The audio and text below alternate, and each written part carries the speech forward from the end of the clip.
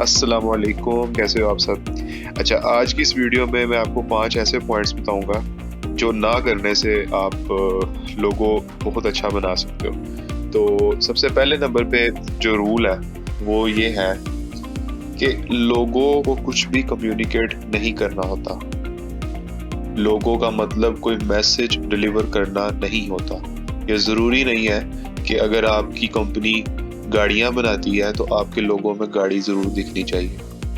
ये ज़रूरी नहीं है कि अगर आपकी कंपनी बनाना शेक बना रही है तो उसके लोगों में बनाना दिखाना लाजमी है। ठीक है, आप लोगों को बिल्कुल एब्स्ट्रैक्ट भी रखो तब भी आपका लोगो बिल्कुल ठीक समझा जाएगा।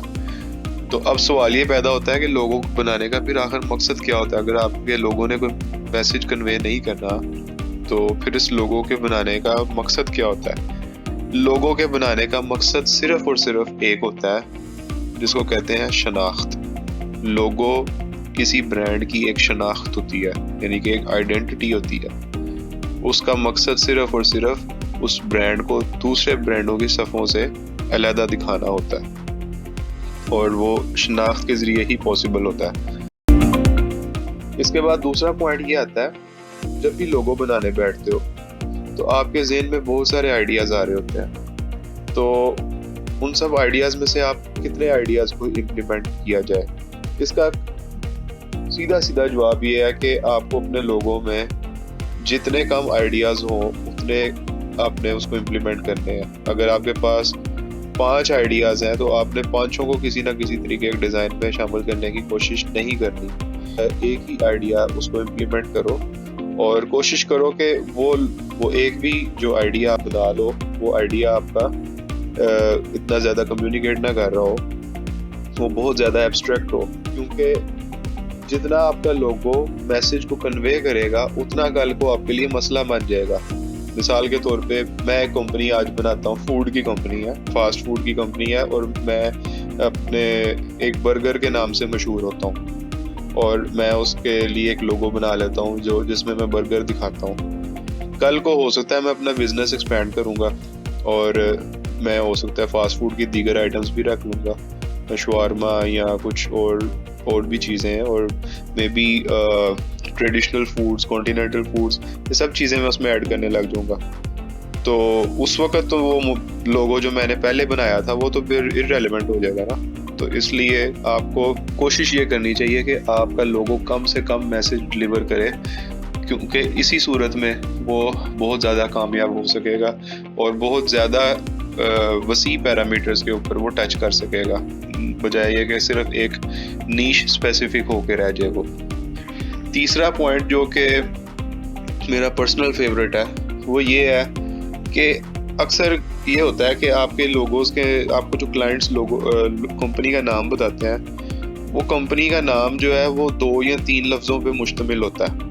अव्वल तो क्लाइंट्स को ये रिकमेंड हम करते हैं कि कंपनी का नाम सजेस्ट करो तो कोशिश करो कंपनी का नाम एक लफ्ज़ में आ जाए मुकम्मल, जैसे कि ओगिलवी है या ट्विटर है, क्योंकि जितना लंबा नाम होता है वो उतना मुश्किल होता है लोगों को याद रखने में। अब ऐसी बहुत सारे लोगों की एग्जांपल्स मैं आपको दिखा सकता हूँ जिनमें 2 या 2 से ज़्यादा लफ्ज़ यूज़ हुए हैं। ऐसे मौके पे हम क्या गलती करते हैं कि हम उन सब नामों को एक ही लाइन में लिख देते हैं, जो कि गलत चीज़ है। तो आपकी कंपनी का नाम 2 या 3 लफ्ज़ों पे मुश्तमिल हो तो हमेशा आप लाइन को तोड़ के उसको 2 या 3 लाइनों में लिखो, ना कि उसको एक ही लाइन में इतना लंबा सारा लोगो बना के रख दो। ये चीज़ ठीक नहीं होती। इसकी एक बहुत अच्छी एग्जांपल है नेशनल जियोग्राफिक का लोगो। इस लोगो के अंदर अगर आप गौर से देखो तो ये 3 लफ्ज़ हैं, नेशनल जियोग्राफिक चैनल। और इन्होंने अक्लमंदी क्या की है, बाय द वे इसके लोगो के बनाने वाले डिज़ाइनर का नाम है सगी हबीब, जो कि मेरा पर्सनल फेवरेट है। और इस लोगो के अंदर 3 लफ्ज़ हैं और उन्होंने इसको एक लाइन में नहीं लिखा, उन्होंने इसको 3 लाइनों में लिखा है। चौथी चीज़ वो ये है कि हम लोगों में बेजा किस्म की, बिलावजा किस्म की स्टाइलबाजियाँ करने लग जाते हैं। मैं आपको एक मिसाल देता हूँ इस चीज़ की।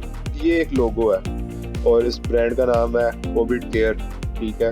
ये लोग कोरोना की जो प्री टेस्टिंग वगैरह करते हैं। इसमें गलती क्या है कि एक तरफ तो इन्होंने ओ की जगह ये वायरस लगा दिया, और दूसरी गलती ये है कि ये केयर वाले लफ्ज़ में कुछ बिलावजह की स्टाइल मारने की कोशिश कर रहे हैं। इससे कहीं बेहतर होता अगर इस लोगों को वो इस तरीके से इम्प्लीमेंट करते, यानी कि उसको अगर डालना ही था, इस कोरोना वायरस को दिखाना ही था, हालांकि इसको मज़ीद सिंप्लीफाई किया जा सकता था, लेकिन अगर आपने इसको इसी को दिखाना था तो बहुत बेहतर होता अगर इस लोगों को इस तरीके से बनाया जाता। और केयर वाले लफ्ज़ में जो इन्होंने ग्रेडियंट डाल के स्टाइल मारने की कोशिश की है वो स्टाइल ना मारा जाता। इसकी वजह सबसे बड़ी ये है कि लोगो बनाने का एक बहुत बड़ा असूल है और बहुत जामिया असूल है सिंपलिसिटी। जब आप एक तरफ स्टाइल मार लेते हो, यानी कि आपने एक बहुत फैंसी किस्म की चीज़ आपने एक तरफ लगा दी है, तो वो काफ़ी होती है। आपको उसके साथ साथ टेक्स्ट के साथ खेलने की ज़रूरत नहीं होती। जो गलती इन्होंने इधर की है, इन्होंने एक तरफ कोरोना का वायरस दिखा दिया, बात ख़त्म, अब इसकी जान छोड़ दें, लेकिन इन्होंने इधर भी स्टाइल मारने की कोशिश की है, तो ये चीज़ गलत होती है। बहुत बेहतर होता है कि अगर आपने फेविकॉन यानी कि वेक्टर के अंदर अगर आपने एक स्टाइल मार दिया है तो बस उधर जान छोड़ दें उसकी। अब जो टेक्स्ट है उसको बिल्कुल सिंपल लिखें, उसमें कोई मतलब ये कोविड है तो ओ के साथ मुझे कोई मजाक मस्ती करने की ज़रूरत नहीं है, और केयर है तो इसके साथ भी मुझे कोई मज़ीद ग्रेडियंट्स या कलर्स ऐड करने इनकी कोई ज़रूरत नहीं है। ये ब्लैक और वाइट में रहेगा बिल्कुल, इसके अलावा आपने इसको सोचना भी नहीं है इसके बारे में, इसको छेड़ने का। जो हमारा लास्ट पॉइंट है इस वीडियो का वो ये है कि टेक्स्ट को कलर किया जाए या ना किया जाए, और टेक्स्ट को कब कलर करना है और कब नहीं कलर करना। ये एक कंपनी थी जिसके लिए मैं लोगो बना रहा था। ये अभी अप्रूव्ड डिज़ाइंस नहीं है, लेकिन आपको मैं इसकी एग्जांपल देता हूँ जिससे आपको बात समझ आ जाएगी कि टेक्स्ट को किस वक्त कलर करना है और किस वक्त कलर नहीं करना। बाय द वे ये चीज़ नोट रखना आप लोग कि जब मैं कलर की बात करता हूँ तो ब्लैक और वाइट को मैं कलर नहीं समझता, ब्लैक वाइट ग्रे इनको मैं कलर नहीं समझता, ये न्यूट्रल्स में आते हैं। कलर्स मैं समझता हूँ जो इस लाल पीला नीला हरा इस तरह के रंग होते हैं। तो मैं ये कह रहा हूँ कि ये कब कैसे निशानदेही की जाए कि आपके लोगों में कलर होना चाहिए टेक्स्ट में या नहीं होना चाहिए। देखो, अगर तो आपके लोगो के अंदर एक फेविकॉन आ रहा है या वेक्टर आ रहा है, तो फिर आप उस वेक्टर के साथ, जैसा मैंने पहले बताया, आप फैंसी हरकतें कर सकते हो, उसमें आप स्टाइल मार सकते हो, उसमें आप ग्रेडियंट्स दे सकते हो, म्यूटेड कलर्स लगा सकते हो, उसमें आप बेशबहा जो है चीज़ें कर सकते हो मतलब एस्थेटिकली इम्प्रूव करने के लिए।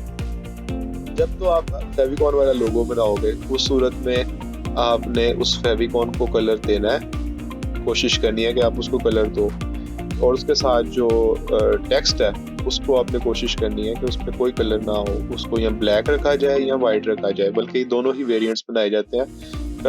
आप ब्लैक वाले को अलहदा से एक्सपोर्ट करते हो और वाइट वाले को अलहदा से एक्सपोर्ट करते हो, क्योंकि अक्सर जगहों पे बैकग्राउंड जो है वो वाइट होता है तो उस पर आपको ब्लैक दिखाना होता है, और अक्सर जगहों पे बैकग्राउंड ब्लैक होता है और आपको उसको उसके ऊपर वाइट दिखाना होता है। इसलिए ऐसी सूरत में आपने जब के फेविकॉन आपके साथ हो तो आपने टेक्स्ट को अनकलर्ड रखना है, यानी कि उसको या ब्लैक रखना है या वाइट रखना है।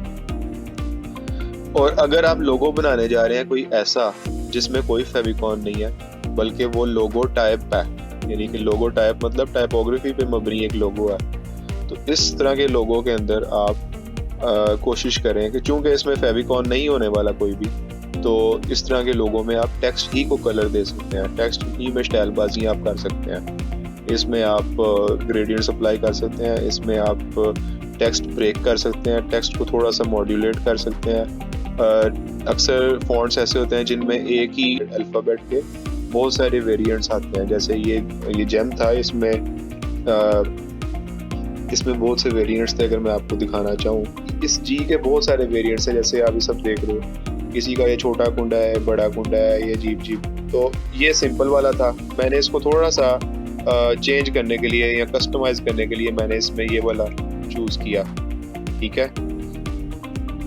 और लोगो टाइप बनाते हुए कस्टमाइजेशन कर लेना अच्छा होता है, क्योंकि अगर आप कस्टमाइजेशन नहीं करोगे और सिंपल फॉन्ट के साथ लिखोगे तो वो बहुत आसानी से कॉपी हो सकता है। कोई भी कंपनी आपका वो वाला फॉन्ट डाउनलोड करेगी और आपको बहुत आसानी से कॉपी कर सकती है। तो इसलिए कस्टमाइजेशन कर लेना बेहतर होता है। अब चूंकि मैं इसके साथ फेविकॉन नहीं ले रहा, मेरे पास यही एक लोगो है, तो इस लोगो को मैं कोई कलर दे सकता हूँ, और वो कलर आपका कोई भी हो सकता है, जो भी आपने उसको मीनिंग असाइन करना है, या जिस तरह की ऑडियंस के लिए आप वो लोगो बना रहे हो, वो एक सेपरेट बहस है कि कलर कौन सा लेना चाहिए, लेकिन कलर आपने इसको लाजमी देना है।